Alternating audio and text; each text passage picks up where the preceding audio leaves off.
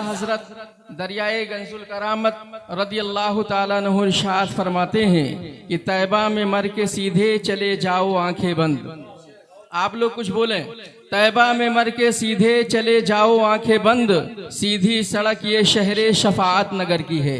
सीधी सड़क ये शहरे शफाअत नगर की है। और मांगेंगे मांगे जाएंगे, मुंह मांगी पाएंगे। मांगेंगे मांगे जाएंगे, मुंह मांगी पाएंगे। सरकार में ना ला है ना हाजत अगर की है। सरकार में ना ला है ना हाजत अगर की है। मोहतरम सामईन किराम, खुतबे मसनूना के बाद जिस आयत मुक़द्दसा की तिलावत का शरफ हासिल किया है, अल्लाह ताला इरशाद फरमाता है, अल्लज़ी खलक़ल मौत वल हयाता लियब्लुवकुम अय्युकुम अहसनु अमला। अल्लाह तबारक व तआला इरशाद फरमाता है, ऐ मेरे बंदो, तुम्हें परेशान होने की ज़रूरत नहीं है। हमने मौत और ज़िंदगी को सिर्फ पैदा फरमाया है इसलिए कि मैं परखूँ, मैं जाँचूँ कि तुम में परहेजगार कौन है, तुम में बेअमल कौन है और तुम में बाअमल कौन है। अजीज़ान मिल्लत इस्लामिया, यूँ तो हमारे ज़िंदगी का मकसद समझ में आता है कि जिसके घर के अंदर किसी की पैदाइश होती है, उस घर का माहौल ये होता है कि लोग खुशियां मनाना शुरू कर देते हैं। लेकिन ए इंसान, जब किसी के घर में मौत दस्तक दिया करती है तो अगर खिलता हुआ गुलिस्ता होता है, चहचहाता हुआ गुलिस्ता होता है, खुशियों वाला गुलिस्ता घर होता है, तो सारे घर के अंदर कोहराम बर्पा हो जाता है। इंसान समझ नहीं पाता है कि मौला तबारक व तआला अभी चंद रोजा हुए हैं, मेरे बेटे को पैदा हुए, अगर तुझे पैदा ही करना था तो इसे मौत क्यों दे दिया है, इसे मार क्यों दिया है। अजीज़ान मिल्लत इस्लामिया, इसीलिए अल्लाह ताला इरशाद फरमाता है, ऐ मेरे बंदो, तुम्हारी समझ में आए या ना आए जिंदगी का फलसफा, तुम्हारी समझ में आए या ना आए मौत का फलसफा, लेकिन अल्लाह इरशाद फरमाता है, हमने इंसानों को जिंदगी दिया है और हम ही ने इंसानों को मौत दिया है। मौत इसलिए दे रहा हूं ताकि मैं परखूं, जांचूं कि तुम में परहेजगार कौन है, तुम में जो है परहेजगार कौन है, तुम में मुत्तकी कौन है, तुम में तकवे वाला कौन है। यूं तो सारे लोग कहते हैं हम मुत्तकी हैं, हम परहेजगार हैं, हम जो है इबादत गुजार हैं, लेकिन अजीज़ान मिल्लत इस्लामिया, रब चाहता है तुम्हारा इम्तिहान ले। इसीलिए दुनिया इम्तिहान गाह मुसलमान मोमिन के लिए बनाया गया है। अगर यहाँ हम आए हैं मुसलमानों तो एक इम्तिहान गाह में आए हैं, और जब इंसान इम्तिहान गाह में हुआ करता है तो वो सवालों को हल किया करता है, अपनी कापियों को पुर किया करता है। अजीज़ान मिल्लत इस्लामिया, हमें अपनी कापी को इस एतबार से पुर करना है, असर का वक्त हो असर में पुर करना है, मगरिब आए तो मगरिब में पुर करना है, ईशा आए तो ईशा में पुर करना है, फजर आए तो फजर में पुर करना है। अजीज़ान मिल्लत इस्लामिया, जिन लोगों ने इस फलसफे को समझ लिया है, उन्होंने अपनी दुनिया भी बना लिया है, आखिरत भी बना लिया। नारे तकबीर, नारे रिसालत, जस्ने सरकारे मदीना, मसलके आला हजरत उलमाए अहले सुन्नत। वाह भाई, जिंदाबाद जिंदाबाद, बहुत अच्छा। आज हम और आप मौत को क्या समझते हैं? आप मुर्दा उसे समझते हो जिसके जिस्म से रूह को निकाल ली गई है। आप मुर्दा उसे समझते हो जिनके दुकानें बंद हो चुकी, वो कारोबार करने के लायक नहीं है।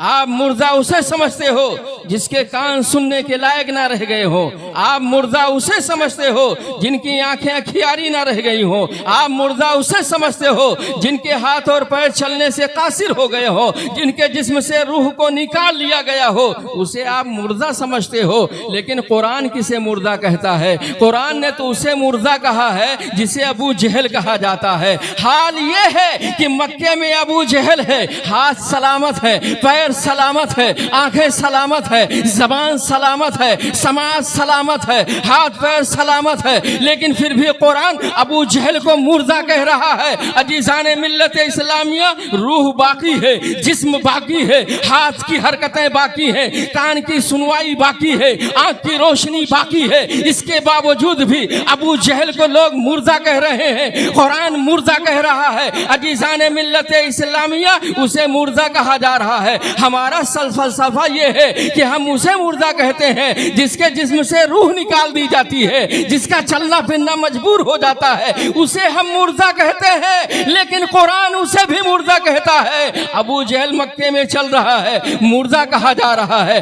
अबू जहल मक्के में खा पी रहा है, उसे मुर्दा कहा जा रहा है। अबू जहल मक्के में सो जाग रहा है, तिजारत कर रहा है, उसे मुर्दा कहा जा रहा है। लेकिन ऐ मुसलमानों, आप मुर्दा उसे समझते हो जिसके जिस्म से रूह कब्ज कर ली गई है। लेकिन चलो तारीख के फलसफे को पलटते हैं, चलो आप करबला के मैदान में चलते हैं, इमाम हुसैन की जिंदगी को पढ़ते हैं। इमाम हुसैन करबला की वादी में है, जिस्म करबला में है, सर दमिश्क के मैदान दमिश्क में है। अजीजान मिल्लत इस्लामिया, अब कुरान से पूछो, ऐ कुरान ये बता इमाम हुसैन के बारे में तेरा क्या ख्याल है? तो कुरान कहता है वला तक़ूलू लिमन युक़्तलू फी सबीलिल्लाहि अमवात बल अहयाउ। अजीजान मिल्लत इस्लामिया, कुरान बोल पड़ता है। अगर इमाम हुसैन के बारे में पूछा है, अगरचे जिस्म करबला में है, करबला में है, सर दमिश्क में है, फिर भी हुसैन मुर्दा नहीं है। हुसैन जिंदा कल भी थे,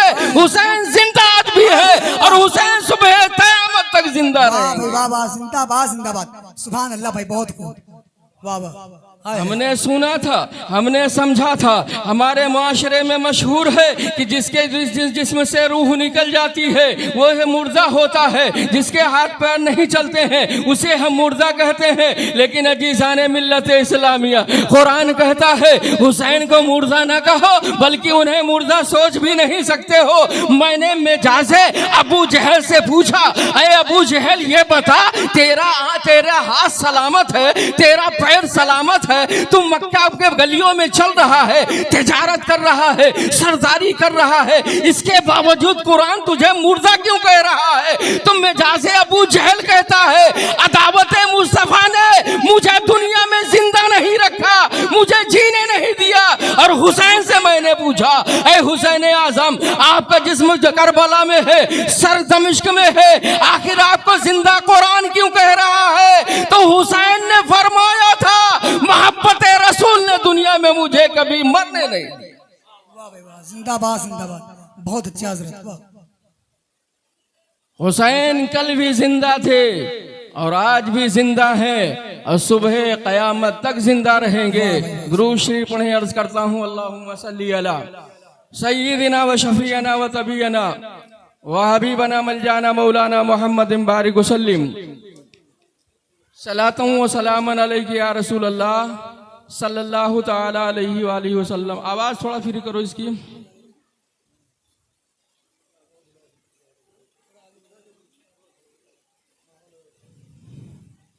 दुरूद शरीफ पढ़ें आप हज़रत। अल्लाहुम्मा सल्ली अला सय्यिदिना व शफीअना व तबीयना व हबीबना मलजाना मौलाना मुहम्मदिन बारिक वसल्लिम सलातुं व सलामन अलैहि या रसूल अल्लाह सल्लल्लाहु तआला अलैहि व आलिहि वसल्लम। ये तो जो आवाज निकल रही थी वो भी आपने खत्म कर दिया, थोड़ा बढ़ा दीजिए इसकी आवाज। Hello hello check, hello. ये 40वां की महफिल है। जब इंसान का इंतकाल होता है तो उसके घर वाले 40 दिन के बाद, ठीक 40वें दिन उसका 40वां किया जाता है। होता कि नहीं होता? दो बातें 40वें में, तवज्जो से समात कीजिएगा। एक तो ये कुछ लोग ऐसे हैं जो 40वां के मुनकिर हैं, वो 40वां करना ही नहीं चाहते हैं। दूसरे वो हैं जो 40वां करते तो हैं और कर भी रहे हैं, लेकिन ठीक 40 दिन पर नहीं करते, आगे पीछे करते हैं। किसी को सऊदी जाना है इस वजह से वो पहले कर ले रहे हैं, किसी को बंबई जाना है, कोई और प्रॉब्लम है इस वजह से आगे पीछे वो कर ले रहे हैं। मैं आपको बताना चाहता हूं, जिंदगी में या बाद मौत कभी भी किसी के लिए इसाले सवाब किया जाएगा तो उस इसाले सवाब का सवाब अगर रब कबूल फरमा ले तो इंशाअल्लाह वो जरूर मिलेगा।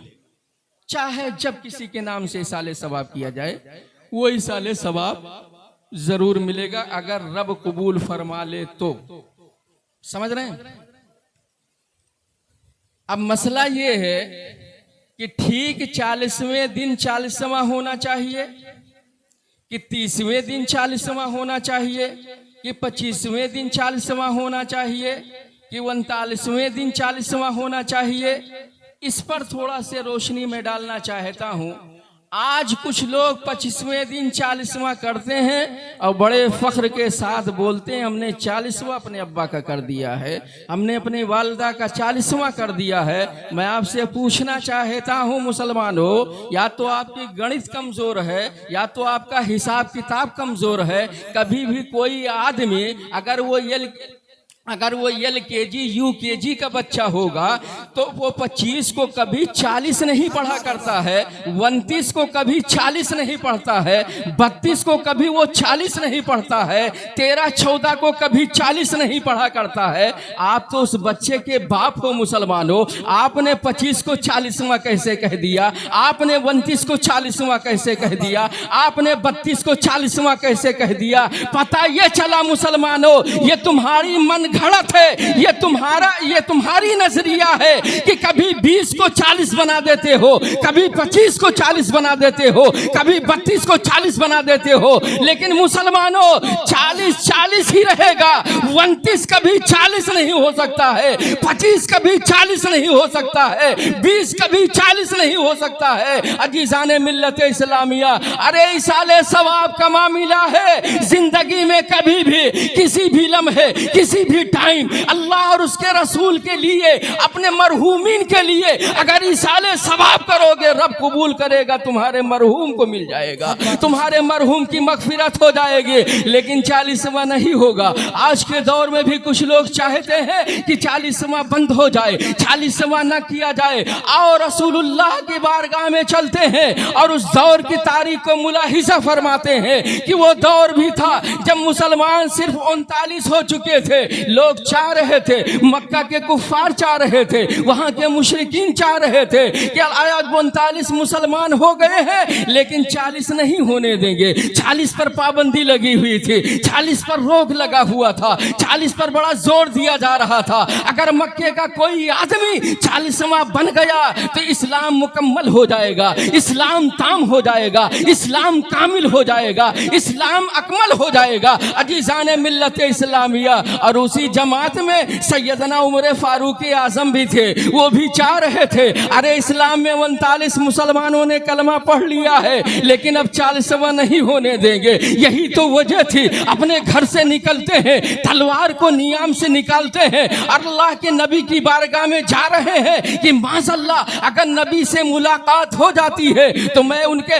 इसी तलवार से तमाम कर दूंगा। लेकिन वो नहीं जानते थे कि उनकी बारगाह में जाने वाला उनका शैदा हो जाता है, उनकी बारगाह में जाने वाला उनका गुलाम हो जाता है, उनकी बारगाह में जाने वाला उनका उम्मती हो जाता है, उनकी बारगाह में जाने वाला उनका मुक्तदी हो जाता है। अजीजाने मिल्लत इस्लामिया, हजरत उमर चले और अल्लाह के नबी ने दुआ फरमाई थी कि हजरत उमर से इस्लाम को तमाम मिल जाए। हजरत उमर रसूलुल्लाह का चेहरे नूर देखते हैं तो कदमों पे कुर्बान हो जाते हैं, अर्ज करते हैं बीबी या रसूल अल्लाह वो कलमा मुझे पढ़ा दीजिए जो अबू बकर ने पढ़ लिया है, वो कलमा पढ़ा दीजिए जो अली ने पढ़ लिया है, वो कलमा पढ़ा दीजिए जो दीगर असहाब ने पढ़ लिया है। अजीजाने मिल्लत इस्लामिया, हजरत उमर 40वें मुसलमान हो जाते हैं। मैं पूछना चाहता हूँ ये कुफ्फार क्यों चाह रहे थे कि 40वां ना हो? ये कुफ्फार क्यों चाह रहे थे कि 40वां ना हो? ये कुफ्फार क्यों चाह रहे थे ये अदद बढ़ने ना पाए? तो मैं बता दूं मुसलमानों कि बहुत सारी गिनतियां हैं, 1 से लेकर के 100 तक गिनती है, लेकिन फुकहा से पूछोगे, उलमा से पूछोगे कि आपको बताएंगे मुसलमानों कि गिनतियों में अगर कोई अदद है जिसे अदद तमाम कहा जाता है तो वो 40 का अदद है जिसे अदद तमाम कहा जाता है। यही वजह है मुसलमानों, वो कुफ्फार जान रहे थे 39 मुसलमान हुए हैं, अभी इस्लाम कामिल नहीं हुआ है, 39 मुसलमान हुए हैं, अभी इस्लाम कामिल नहीं हुआ है। जिस दिन 40 मुसलमान हो जाएंगे जाएंगे तो अरब ही क्या है, पूरी रुए जमीन पर इस्लाम का परचम फहराने लगेगा, पूरी रुए जमीन पर इस्लाम का परचम लहराने लगेगा। यही वजह है कि वो रोक रहे थे कि 40वां न होने पाए। अजीज़ान मिल्लत इस्लामिया, ये आदत तमाम है। और मैं आपको बताना चाहता हूँ मुसलमानों, अगर ये आदत तमाम है तो ये 40वां जो हमारे यहाँ राइज है, जो हमारे यहाँ हो रहा है, आखिर इस रोज जो है 40वां, ठीक उसी दिन 40वां क्यों मनाया जाए, ठीक उसी दिन इसाले सवाब क्यों किया जाए। तो फुक़हा फरमाते हैं मुसलमानों कि जब इंसान की मैयत हो जाती है, लोग उसे कब्र में लेटा देते हैं, और जब वहाँ फरिश्ते सवाल के लिए हाजिर होते हैं और उनका जवाब हो जाता है,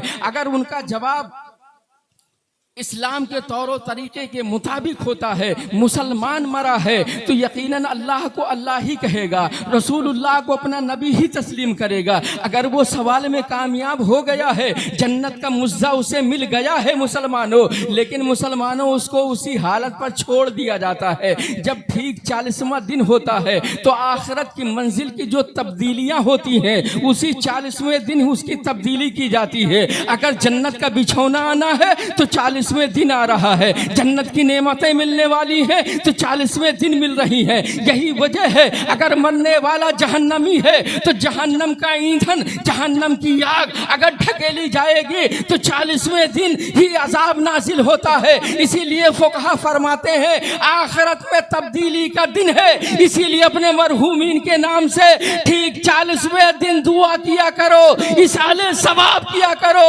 हो सकता है तुम्हारे कुरान खानी के जरिए से, तुम्हारे औरादो औजाब के जरिए से, तुम्हारे इसाले सवाब करने की वजह से उस मरहूम की मगफिरत हो जाए और उसे आखिरत का बेहतरीन सामान जन्नत की सूरत में मिले। सुभान अल्लाह, बहुत अच्छा, बहुत अच्छा, क्या बात है। शरीफ पढ़ें, अल्लाहुम्मा सल्ली अला सैयदना सैयदना व शफीना व तबीना व हबीबना सल्लल्लाहु तआला मलजाना मौलाना मुहम्मद बारिक वसल्लिम सलातुम व सलामन अलैहि या रसूल अल्लाह सल्लल्लाहु तआला अलैहि व आलिहि वसल्लम। दुरूद शरीफ पढ़ें हज़रात। अल्लाहुम्मा सल्ली अला सैयदना व शफीना व तबीना व हबीबना मलजाना मौलाना मुहम्मद बारिक वसल्लिम सलातुम व सलामन अलैहि या रसूल अल्लाह सल्लल्लाहु तआला अलैहि व आलिहि वसल्लम। मोहतरम सामीन, बहुत सारे जलसे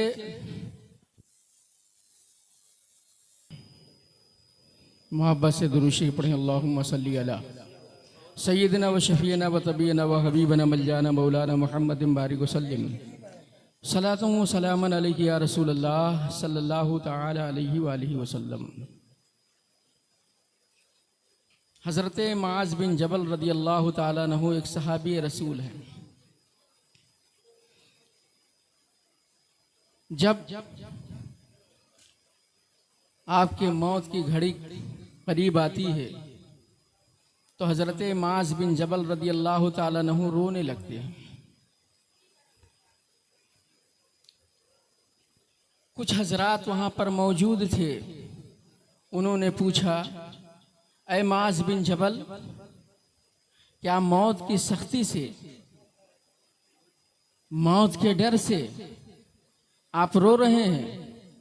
हज़रत मुआज़ बिन जबल रदी अल्लाह ताला अन्हु इरशाद फरमाते हैं कि मैं मौत की सख्ती और उसके डर से नहीं रो रहा हूँ, बल्कि मेरी एक तमन्ना थी, आज जागने का वक्त है, लग ऐसा रहा है कि वो तमन्ना मेरे जिस्म के साथ मेरे सीने में, मेरे कब्र में दफन हो जाएगी और वो पूरी नहीं हो पाएगी। उसी को सोच करके मैं रो रहा हूँ।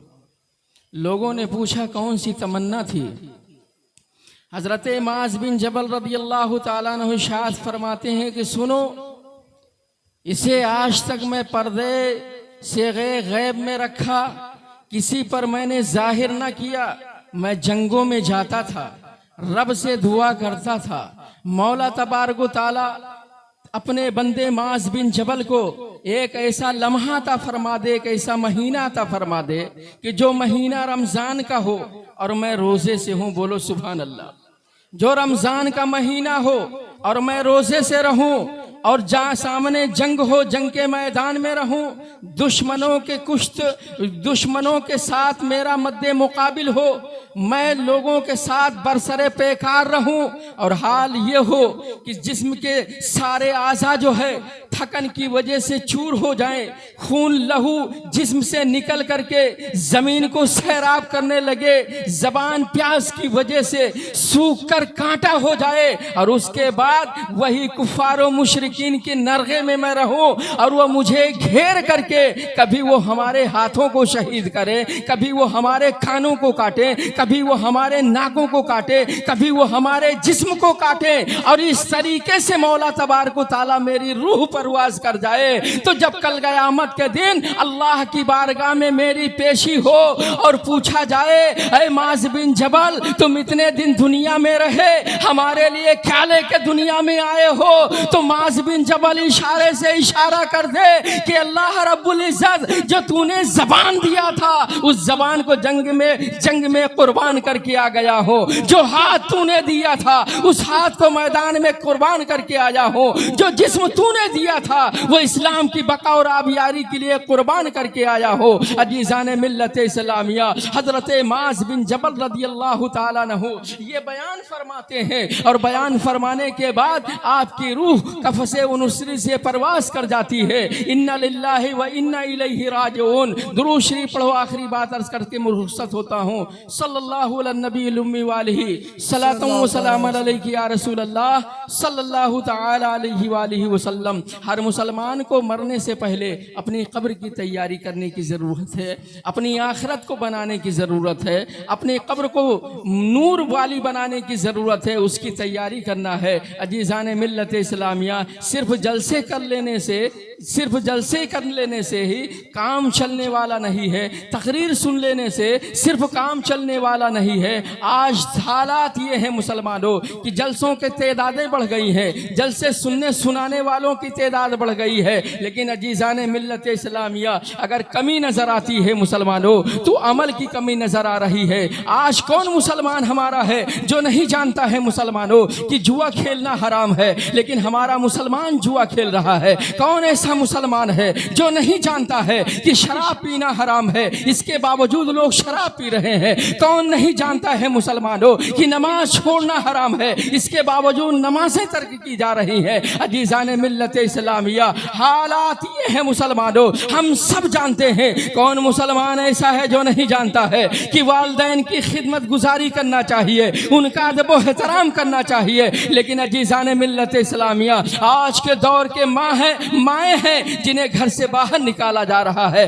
बाप को घर से बाहर निकाला जा रहा है। अजीज़ान मिल्लत इस्लामिया अरे साहब हम सब जानते हैं, इतना जानते हैं मुसलमानों कि माँ की कदमों के नीचे जन्नत है, लेकिन माँ को धक्के दे करके घर से बाहर निकाला जा रहा है। ये सब मुसलमान जानता है कि बाप उसी जन्नत का दरवाजा है, लेकिन बाप को सताया जा रहा है। मुसलमान सब जानता है मुसलमानों, लेकिन हालात ये है मुसलमानों, सिर्फ तकरीर करने से, सिर्फ तकरीर सुनने ही से मुसलमानों तुम्हें फलाह मिलने वाली नहीं है, तुम्हें कामयाबी मिलने वाली नहीं है। आप जानते सब हो, सिर्फ मैदान अमल में उतरने की जरूरत है। जब मैदान अमल में उतरोगे रब की रहमतें भी तुम्हारे साथ होंगे, बुजुर्गों की दुआएं भी तुम्हारे साथ होंगे, माँ बाप की दुआएं तुम्हारे साथ होंगे। लेकिन जरूरत है मुसलमानों कि पहले मैदान अमल में उतरो मुसलमानों। आज मुसलमान का शिकवा ये है, गिला ये है मुसलमानों कि हम मारे जा रहे हैं, हम सताए जा रहे हैं। अजीज़ान मिल्लत इस्लामिया इस तरीके से बातें ज़रूर की जा रही हैं,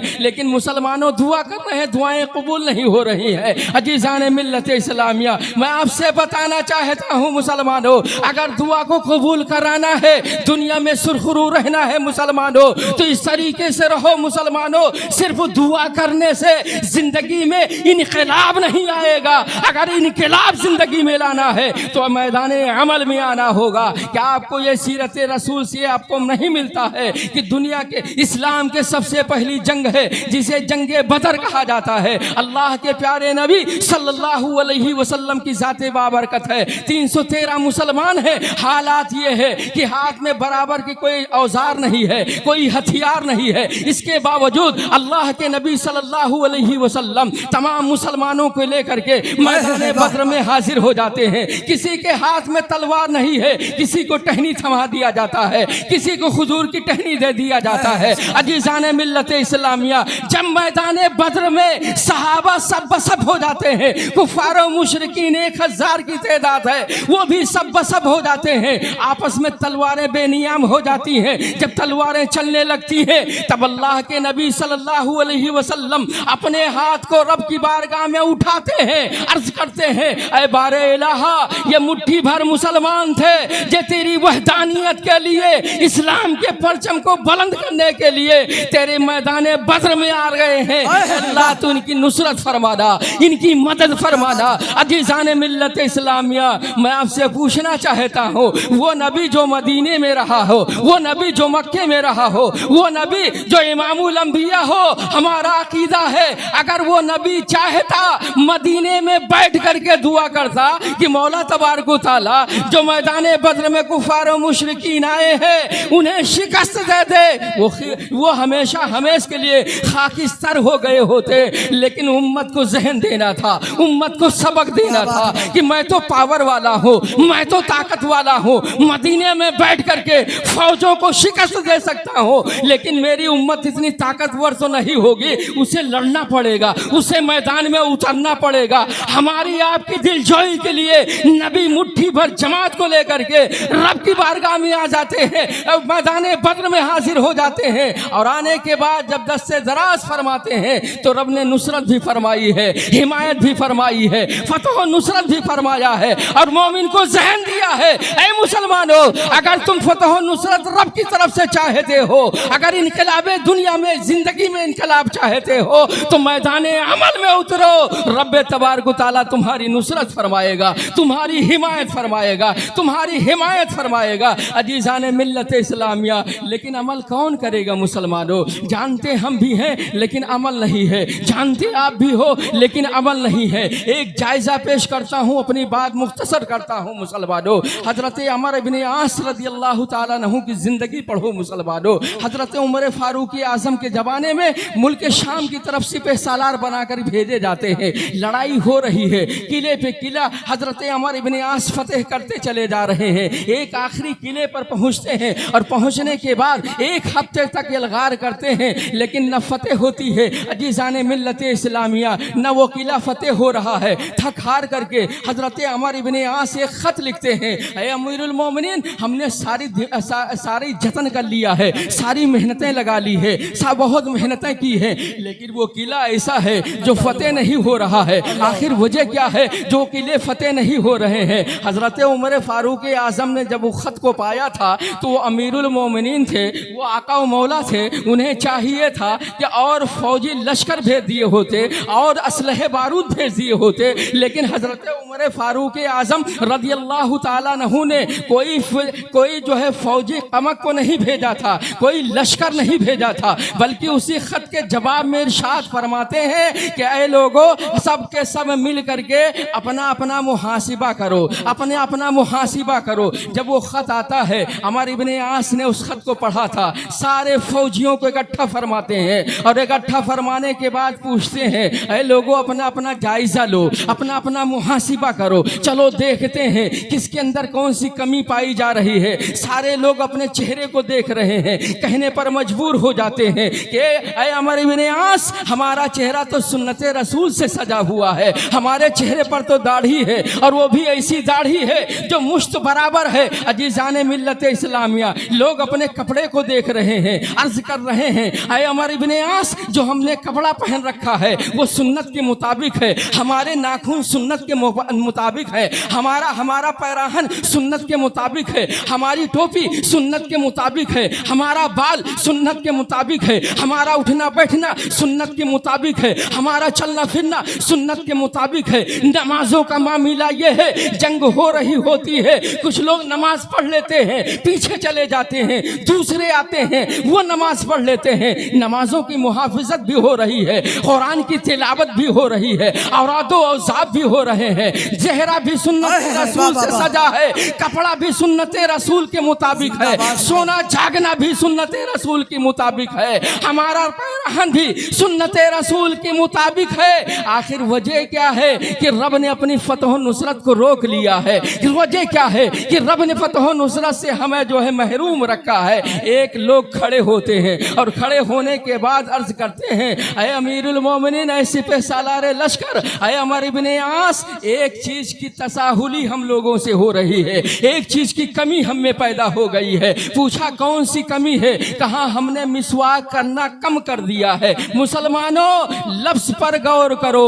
वो कहते हैं हमने मिसवाक करना कम कर दिया है, छोड़ा नहीं है, तर्क नहीं किया है। पंजगाना में मिसवाक करते थे, एक टाइम कर लिया है, 2 टाइम कर लिया है। मुसलमानों, ये मिसवाक का करना ये सुन्नत रसूलुल्लाह है। आज घरों के अंदर अगर जायजा लो, अगर 7 लोग हैं तो 6 बरस तो मिल जाएगा, 3 किस्म का टूथपेस्ट तो मिल जाएगा, लेकिन जिसे सुन्नत रसूलुल्लाह कहा जाता है, जिसके सदके में हमारी और आपकी मग़फ़िरत होने वाली है, उसकी सुन्नत को हम अपने घर में लाने पर हम अपने आप को हकीर महसूस करते हैं। और VIP उसे कहा जाता है जो सुबह उठ करके टूथपेस्ट करता है, ब्रश और मंजन कर रहा है। अजीज़ान मिल्लत इस्लामिया, हमने तो हमेशा के लिए सुन्नत रसूलुल्लाह को छोड़ दिया है, लेकिन वो सहाबा थे, अमर इब्ने आस फरमाते हैं कि हमने सुन्नतों में कमी कर दिया है, इसकी वजह से अल्लाह ताला ने हमसे फतह नुसरत से महरूम रखा है। अजीज़ान मिल्लत इस्लामिया इरशाद फरमाते हैं, अब कल जंग नहीं होगी, चलो सबके सब दरिया के किनारे चलते हैं, अपनी अपनी मिसवाक को उठाओ और चलने के बाद जो है दांतों की सफाई करते हैं। सब मिसवाक करना शुरू कर देते हैं। फसील के ऊपर उनका सिपाही खड़े होकर के, ईसाइयों का सिपाही खड़े होकर के देख रहा था कि आज सारे मुसलमान दरिया के किनारे इकट्ठा होकर के ये क्या कर रहे हैं? दांतों की सफाई कर रहे हैं, दांतों की तेजी कर रहे हैं। अजीज़ान मिल्लत इस्लामिया, दांतों की सफाई करने के बाद फजर की नमाज पढ़ते हैं और आदो औजाब से फारिग होते हैं। अमर इब्ने आस फरमाते हैं, अपने अपने असलहों को जेब तन कर लो, चलो अब इस महल पर जो है लश्कर कशी करने का वक्त आ गया है। इसी असना में जिसने फसील पर से मुसलमानों को मिसवाक करते देखा था, उसने कहा, ऐ सरदार, ऐ राजा, ऐ बादशाह, मुसलमानों को आज की तारीख में मदीना से एक नया हथियार मिल गया है, और वो ऐसा हथियार है कि जिस हथियार के सामने हमारी फौज तो क्या, हमारा सिपह सालार भी डट नहीं पाएगा। अगर चाहते हो कि तुम्हारी बीबियां बेवा ना हो, बच्चे यतीम ना हो, तो चलो मुसलमानों से सुलह कर लिया जाता है, सुलह कर लिया जाता है, अमान मांग ली जाती है। इसी में हमारे बच्चों की यतीमी दूर हो जाएगी, हमारी बीबियां बेवा होने से बच जाएंगी। अजीज़ान मिल्लत इस्लामिया, बादशाह ने अपने वफ्द को भेजा और भेजने के बाद अमर इब्ने आस के पास आता है। कहा, कौन है सरदार? कहा, मैं हूँ। कहा, हम आपसे सुलह करना चाहते हैं। अमर इब्ने आस ने कहा था, अगर अपनी मर्जी से सुलह करना चाहते हो तो शर्त मेरी होगी, सुलह तुम्हारी होगी। अब मेरी शर्त चलेगी और वो मेरी शर्त नहीं होगी, मदीना वाले आका की शर्त होगी। अगर मानो तो शर्त तुम इस सुलह पर हम दस्तखत मुहर करते हैं। अमर इब्ने आस बताते रहे, किला तुम्हारा होगा, तुम्हें जिजिया देना होगा, किले की जिम्मेदारी तुम्हारी होगी, यहाँ से जो अखराजात निकलेंगे उसका फिदिया तुम्हें देना होगा। अजीज़ान मिल्लत इस्लामिया, हजरत अमर इब्ने आस को अगर फतह नुसरत उस किले से मिल रही है मुसलमानों, तो उनकी कुव्वत मर्दानगी की बुनियाद पर नहीं, उनके जाहो हशम की बुनियाद पर नहीं, उनके तकब्बुर की बुनियाद पर नहीं, उनके कैरेक्टर की बुनियाद पर नहीं। अगर वो किला फतेह हुआ है तो सुन्नत रसूलुल्लाह पर अमल करने की वजह से फतेह हो रहा है। रब की रहमतें आ रही है तो सुन्नत रसूल की बुनियाद पर आ रही है। रब की फतह नुसरत आ रही है तो सुन्नत रसूलुल्लाह पर अमल करने की वजह से आ रही है। इसलिए मुसलमानों, दुआ बाद में करो, मैदानी अमल में पहले उतरो। और जब मैदान अमल में उतरोगे तो रब की रहमतें तुम्हारे इंतजार में है। अजीजान मिल्लत इस्लामिया, हारून रशीद अपने महल में सोया हुआ था, उसके छत के ऊपर कोई चलने की आवाज आती है। हारून रशीद ने पूछा था, कौन है जो मेरे महल के छत पे चल रहा है? आवाज आती है, ए हारून रशीद, मेरा ऊंट गुम हो गया है, उसे मैं तलाश कर रहा हूँ। अजीजान मिल्लत इस्लामिया, हारून रशीद ने कहा था, तुम अहमक हो कि कभी छत के ऊपर ऊंट भी मिला करते हैं? तो कहा, हुजूर अहमक मैं नहीं हूँ, अगर दुनिया का एक ऊंट छत के ऊपर नहीं मिल सकता है तो खुदा बंदे कुद्दूस भी नर्म नर्म बिस्तरों पे नहीं मिल सकता है। अगर रब को राजी करना है तो मेहरा वो मस्जिद के करीब आना होगा, अपनी टूटी हुई चटाई पर अपनी मुकद्दस जमीन को निसार करना पड़ेगा, तब जाकर के रब की रहमतें पुकारेंगी। वो मेरे बंदे मांग, जो तुझसे मांगना है मैं अता करने वाला हूँ। वाह वाह, सुभान अल्लाह, जिंदाबाद जिंदाबाद, बहुत अच्छे, क्या कहने, बहुत अच्छे। अल्लाह तबारक व तआला हम तमामी मुसलमानों को फजल फरमाए और सीरत रसूलुल्लाह पर, सुन्नत मुस्तफ़ा पर अमल करने की तौफीक रफ़ीक़ अता फरमाए। वाखिरु दावाना अनिल हम्दुलिल्लाहि रब्बिल आलमीन। अस्सलामु अलैकुम व रहमतुल्लाहि व बरकातुहू तआला।